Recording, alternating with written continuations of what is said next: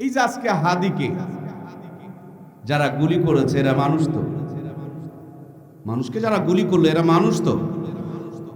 মানুষ নামে কিন্তু আসলেই তারা অমানুষ।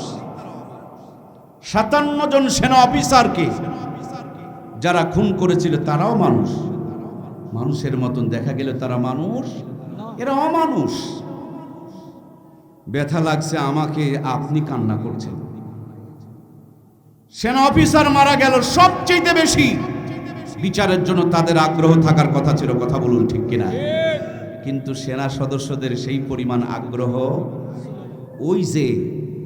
ওই যে আপনার ছোট্টবেলাতে ষাঁড় যেগুলো হয়, গরুর পেট থেকে যেগুলো পুরুষ গরু বের হয়, নিচের দিক দিয়ে বিচি কেটে দিলে কি যেন হয় ওইটারে?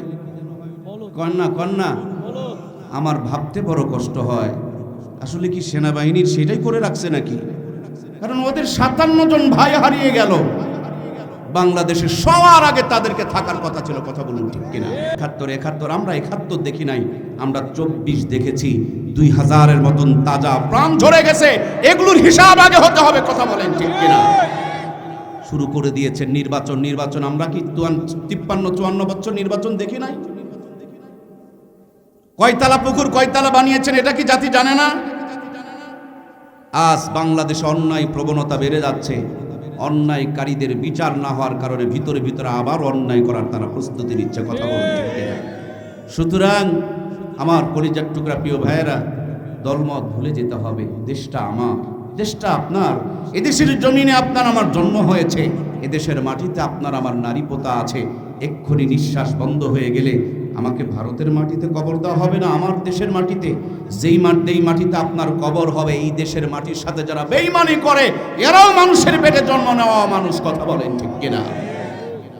সম্মানিত প্রিয় ভাইয়ারা আমার, এই জন্য মোবাইল কিনলে যেমন ভিতরে সিম ঢুকাইতে হয়, সিম যেই কোম্পানি ঢুকাবেন সেই কোম্পানি নেটওয়ার্ক পায়। আমার আল্লাহ রাব্বুল আলামিন হযরতে আদম আর হাওয়ার পরিবার থেকে আদম আর হাওয়ার মাধ্যমে আমাদেরকে দুনিয়াতে পাঠিয়েছেন। যেই পরিচয় বলুন না কেন, সবার প্রথমের পরিচয় হলো আমরা আদম আর হাওয়ার সন্তান, কথা বলুন ঠিক কিনা? দুনিয়াদারি করার জন্য, দুনিয়াতে সে আখিরাতের সামান গোছানোর জন্য, আখিরাতের মর্যাদা অর্জন করার জন্য আল্লাহ তাআলা দুনিয়াতে পাঠিয়েছেন। এই দুনিয়াদারি শেষ করে আপনাকে আমাকে পুনরায় আবার আমার আল্লাহর জান্নাতে ফিরে যাওয়ার দরকার আছে না নাই? আমি নওগাঁ থেকে এসেছি, বয়ান শেষ করে আবার নওগাঁ চলে যাব। মাঝে মাঝে যদি নওগাঁ রাস্তা ভুলে যাই, তখন মোবাইলে ম্যাপ বের করি, লোকেশন অন করি, তারপরে নওগাঁ লেখে সার্চ দিলে কত কিলোমিটার দূরে, কোন দিক দিয়ে যেতে হবে, কোন জায়গাতে আছে, সবগুলো যেমন বোঝা যায়। আমরা জান্নাত থেকে এসেছি, পুনরায় জান্নাতে ফিরে যেতে হবে। রাস্তার মোড়ে শয়তান বসে বসে আপনাকে আমাকে ধোঁকা দিয়ে জাহান্নামে নেওয়ার চেষ্টা করছে। রাস্তা যেন হারিয়ে না যায়, পথ যেন ভুলে না যায়, জাতি যেন জাহান্নামে যেন পড়ে না যায়, জান্নাতের পথখানা যেন ঠিক রাখতে পারে। এই জন্য কোরআনুল কারীম পাঠায়া জান্নাতের লোকেশন দেখিয়েছেন কে?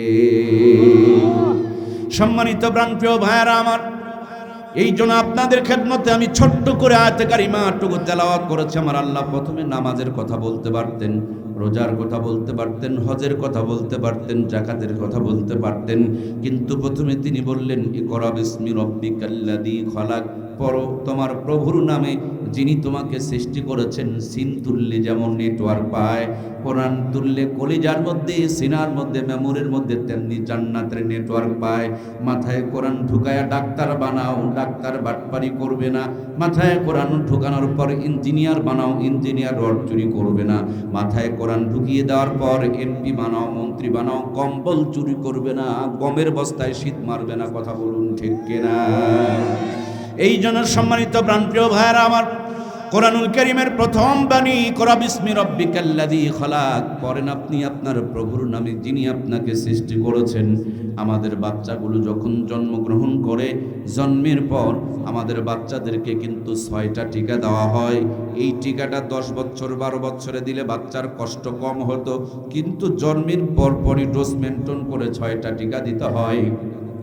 মাঝে মাঝে টিকা দিলে বাচ্চার গায়ে জ্বর হয়, বাচ্চা কান্না শুরু করে, শরীর ফুলে যায়, ব্যথায় চেহারাটা কালো হয়ে যায়। এরপর আমি আপনার আমার সন্তানকে ছোট্টবেলাতেই টিকা কেন্দ্রে নিয়ে কেমন টিকা দেওয়ানো হয়। ওই টিকা দেওয়ার পিছনে কারণ হলো এই নতুন বডিতে রক্তের সাথে মিশে গিয়া টিকা এমন একটা পাওয়ার, এমন একটা ইমিউনিটি, এমন একটা রোগ প্রতিরোধ ক্ষমতা তৈরি করবে। ছোট্টতে যদি কষ্ট করে 6টা টিকা দেওয়া যায়, মৃত্যুর আগ পর্যন্ত 6টা রোগ থেকে নিরাপদ হয়ে যাবে। আপনারা আমার সন্তানকে রোগ থেকে বাঁচানোর জন্য যেমনিভাবে টিকা দেওয়ার দরকার, তেমনি জাহান্নাম থেকে বাঁচানোর জন্য, নাস্তিকতার ভাইরাস থেকে বাঁচানোর জন্য তার চাইতে বেশি দরকার হলো কোরআনের শিক্ষা দেওয়ার কথা। বলুন ঠিক কিনা? টিকা দিলে রোগ হবে না, কোরআনের শিক্ষা দিলে নাস্তিক বেঈমান মুরতাদের পথে আর পা বাড়াবে। টিকা দিলে রোগ হবে না, কোরআনের শিক্ষা দিলে কুকুরের মতন দাঁড়িয়ে প্রস্রাব করবে না। টিকা দিলে রোগ হবে না, কোরআনের শিক্ষা দিলে কাপড় চোপড় চিরে ফেলে কেটে ফেলে ইজ্জত বের করে দেখাবে না। টিকা দিলে রোগ হবে না, কোরআনের শিক্ষা দিলে কম্বল চুরি করবে না, গম চুরি করবে না, ডাক্তারের নামে বাটপারি করবে না, মাস্টারের নামে চিটারি করবে না, ইঞ্জিনিয়ারের নামে দিয়া রড চুরি করবে না। এই জন্য টিকা দেওয়ার চাইতে কোরআনের শিক্ষা দেওয়া বেশি জরুরি। এই বাংলার জমিনে দুর্নীতি বন্ধ করার জন্য দুর্নীতি দমন কমিশন তৈরি করা হয়েছিল।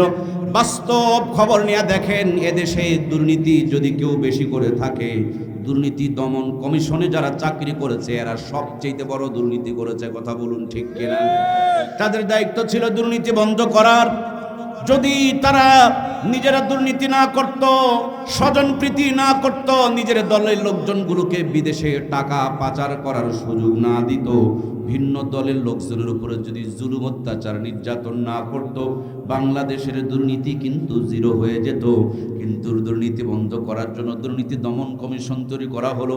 এরা বড় দুর্নীতিবাজ, তাদেরকে বন্ধ করার জন্য আরো একটা বড় দুর্নীতি দমন কমিশন তৈরি করো। ওরা হবে আরো বড় দুর্নীতিবাজ, তাদেরকে বন্ধ করার জন্য আরো একটা দুর্নীতি দমন কমিশন তৈরি করো, তারা হবে তার চাইতে বড় দুর্নীতিবাজ। সুতরাং সমস্ত দুর্নীতি বন্ধ হয়ে যাবে। মানুষের মেমোরিতে কোরআন ঢুকিয়ে দাও, আখিরাতের ভয় ঢুকায়া দাও, আল্লাহর ভয় ঢুকায়া দাও।